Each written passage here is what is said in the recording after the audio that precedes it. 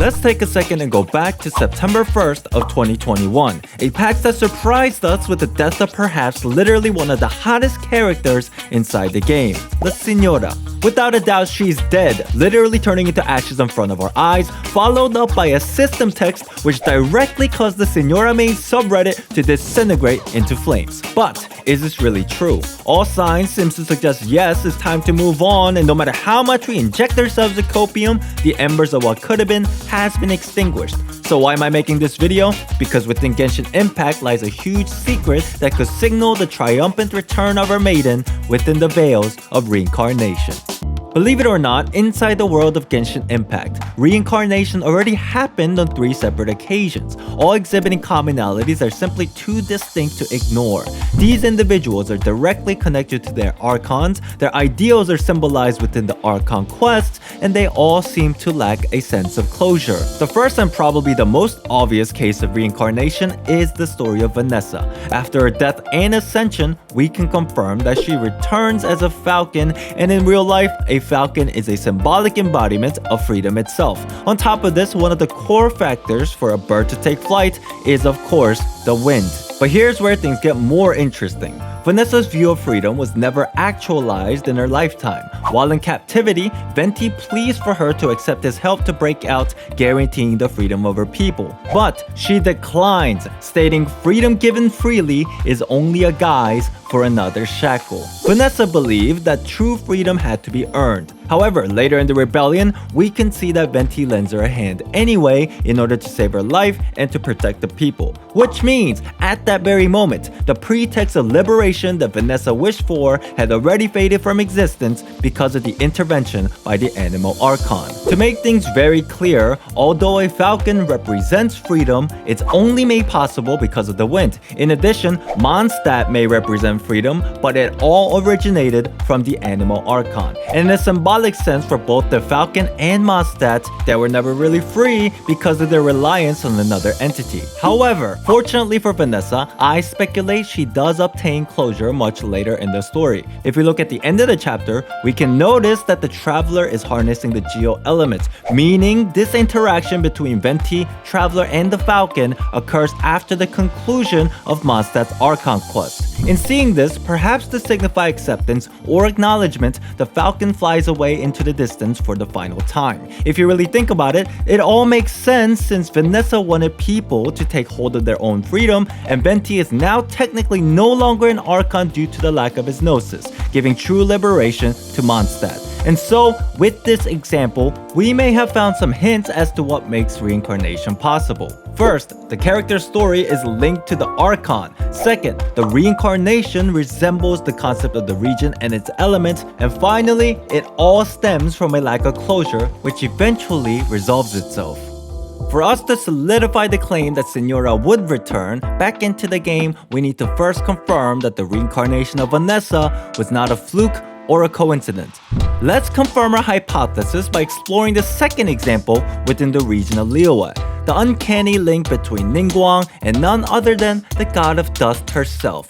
It is my belief that Ningguang is the reincarnation of Guizhong, but it's impossible to prove this notion because of the lack of confirmation. However, the hints within the game makes things convincingly obvious. Glazed lilies, which are a core item used for Ningguang's ascension, has a deep connection between Zhongli and Guizhong. Ningguang's best-in-slot weapon, the Memory of Dust, was a gift which also connects back to Zhongli and Guizhong. And just by playing through the story, we learn that both Ningguang and Guizhong are highly intellectual and excel in engineering. The list of connections between these two characters are endless, even from their favorite dish being identical to how Ningguang's hair color shifts similar to that of the other gods. But if Ningguang is in fact the reincarnation of Guizhong, why? Because just like how Vanessa had her own perspective of liberation, Guizhong's view on guiding a nation was different from Zhongli. What many people fail to realize is that in the past, Liyue was ruled by two gods, Zhongli and Guizhong, and from Venti's voice line, it becomes clear that the perception of Zhongli has greatly changed over the years,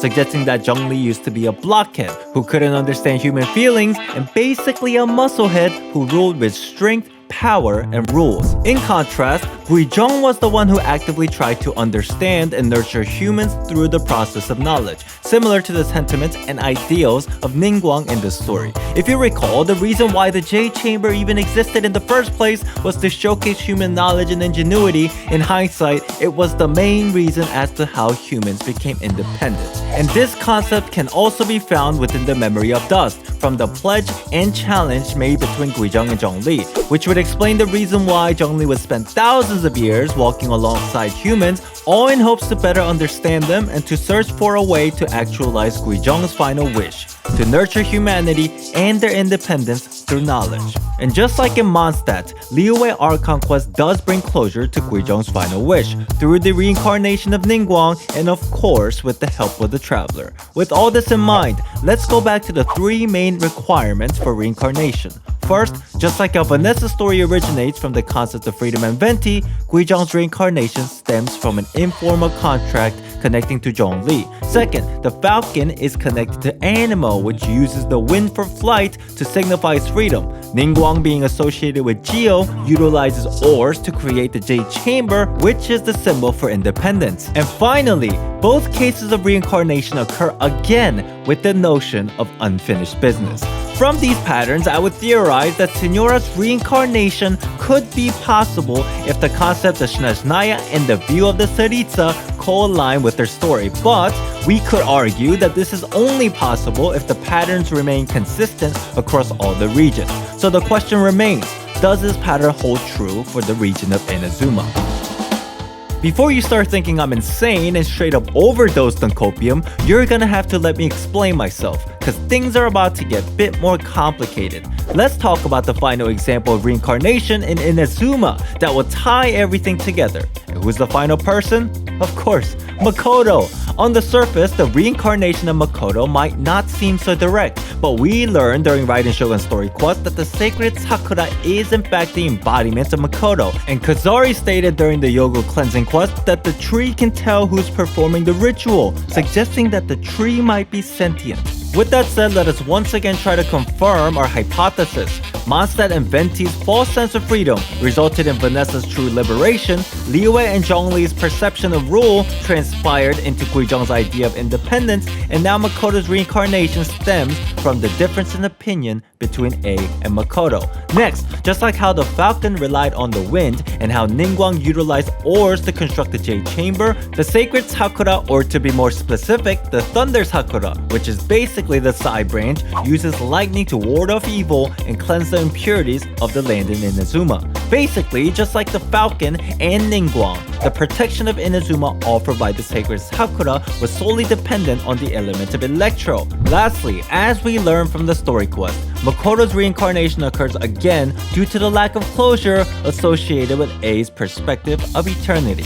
And of course, just like everyone else, Makoto's internal conflict does find a resolution. Just like how Vanessa wanted people to take hold of their own freedom, the people of Mondstadt themselves do bring about this change. Similarly, how Guizhong wished for humans to be more knowledgeable and independent, Ningguang fills this role with her intelligence and engineering. And almost in an eerie-like way, Makoto and Inazuma follows a similar pattern, breaking away the mold of eternal stasis, using the sacred Sakura with the manipulation of time, convincing A to accept a new perspective of eternity moving forward. So again, let's simplify everything from all this craziness. The character to be reincarnated must have a direct link to their Archon. Their new reincarnated forms must reflect the idea of their region and its elements, and they must have an attachment to this world from a lack of closure. Let's see how Signora fares when put up against this template that could hint towards reincarnation. The first requirement being her connection to an Archon. For Signora, it's pretty obvious, the Tsaritsa, but quite frankly, this alone wouldn't be enough because this will mean that every member of the Fatui will be nominated. However, Signora's case is very fascinating because her backstory is identical to the Tsaritsa, both characters changing their perspective after the Cataclysm. Before Signora completely lost hope in the world and became a Harbinger, she used to live a peaceful life in Mondstadt, but after the destruction 500 years ago, her novel life spirals into the path of chaos and vengeance, And what's even weirder is that her attitude towards Venti and Mondstadt felt rather personal. Coincidentally, Venti himself explained that Saritsa's demeanor also changed after the cataclysm, harboring discontent towards the world and to himself. Child also hinted that Saritsa used to be a gentle soul, who had to harden herself to declare war because she wished for peace. As we can see, the story of Signora and the history of Saritsa seems to directly mirror each other, both choosing to embark down a path of destruction. Moving along, Signora's reincarnated form should symbolize the concept of a region and the elements. Now, whether she would return as a human or something entirely different like an animal or a tree, we don't know. But one thing is very clear from her character design: the symbolic representation of a fire moth. The fire moth chases light or a path which causes their self-destruction. Signora's light would undoubtedly be Saritsa, but just like the previous examples of reincarnation, the cryo, cocoon, or chrysalis plays a factor which halts Signora from actualizing her ideals. And if you recall, it's very similar to how Saritsa had to harden her feelings to wage war against the entire world. And now for the final requirement, the lack of closure. If you're familiar with Signora's story, her whole downfall stems from a very simple but devastating reason: the heart-wrenching sense of grief fueled by the death of her love, Rostam. From everything explained, I feel that Signora's reincarnation has a high probability of occurring. But let's talk about what really matters. Will she be playable? For a character to be playable, there are a few speculative requirements as well. First, they need to exist in the current timeline. Second, they should have a constellation. And finally, probably most important, they should have a vision. So if Signora died in Inazuma, how could she be playable in the current timeline? I'd argue that since the existence of time manipulation was confirmed during Raiden Shogun's story, theoretically the Signora of the past in Mondstadt, the present in Inazuma, and the future reincarnation in Shenhe can coexist in a point of singularity, just like in the case of Makoto. We also learn from the story of Leonard during the Unreconciled Stars event that it's possible for anyone who existed in this world to have a constellation. And finally, it's been confirmed that Archons do not hand out visions. That could mean Signora might obtain a vision randomly, similar to how Ningguang got her vision in the story. A cryo vision would fit her perfectly to match the motif of Saritsa, as well as the other cryo characters that are riddled with internal struggles. But what confuses me the most is why Saritsa is not taking any action after the death of Harbinger. Was this all part of her plan?